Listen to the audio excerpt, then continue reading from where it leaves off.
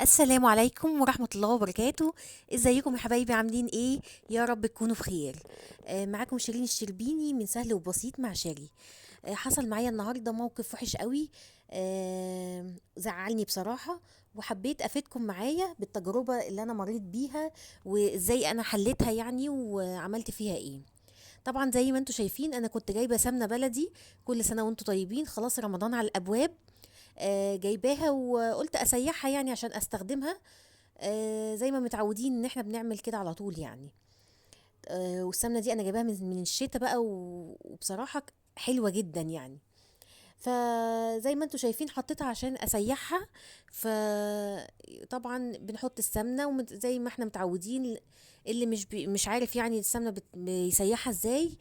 بنحط السمنة على نار هادية، وبنفضل نقلب فيها واحدة واحدة كده لحد ما تسيح، وتفضلي برضو مستمرة في التقليب.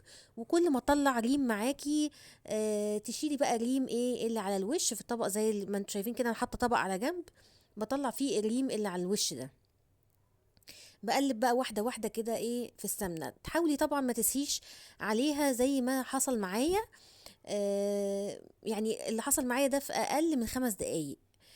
انا بس رحت اعمل حاجة ورجعت لها تاني كانت هي استوت.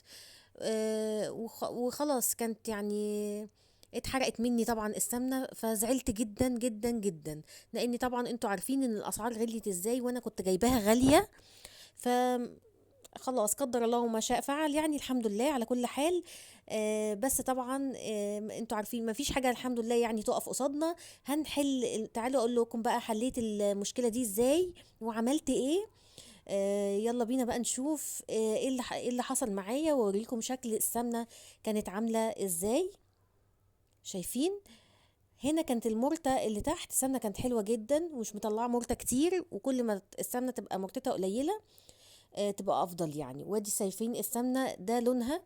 بس هي طعمها ما حصلوش حاجة يعني. المرتة اتحرقت فغمقت لون السمنة. زي ما انتوا شايفين كان عندي هنا لبن طبيعي اللي هو لبن الحليب. فجبته حطيته طبعا في الحلة، وبدأت أنزل عليه بالسمنة اللي اتحرقت مني. ده كيلو وأنا حطيت عليه نص الكمية. واستنيت لما جبت تاني وكملت بقية الكمية، عملتها بقى بس مش معاكم يعني في الفيديو، في وقت تاني. نزلت بالكيلو الحليب ومعاه نص كمية السمنة المتسيحة عندي، وبدأت أخلطهم مع بعض زي ما انتوا شايفين كده حبايبي. وقعدت اقلب فيهم بالراحه خالص لحد ما اللبن اتبخر يعني. قعدت اسيحها تعتبر كاني كنت بقدح السمنه من اول وجديد وبسيحها من اول وجديد.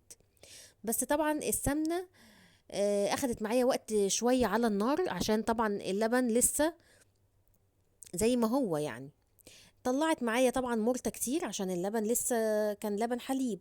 دي المرتة اللي طلعت من السمنة. ودي السمنة زي ما انتوا شايفين كده حبايبي. ده لونها بقى بعد ما سيحتها وضفت لها اللبن. شايفين بقت عاملة ازاي صافية وعاملة زي الذهب. وده البرطمان اللي هو كان محروق. كنت منتظرة لسه اجيب لبن واكمل عليه. وشايفين التانية فرق طبعا في اللون. ده المحروق بص لونه عامل زي ايه يعني، لون الكافيه كده. وادي السمنة اهي بعد ما اتسيحت. وهي دي كانت تجربتي. ما تنسونيش حبايبي بقى باللايك والشير والسبسكرايب. واللي اول مره يزور قناتي يا ريت يشترك في القناه ويفعل زر الجرس عشان يوصل له كل جديد.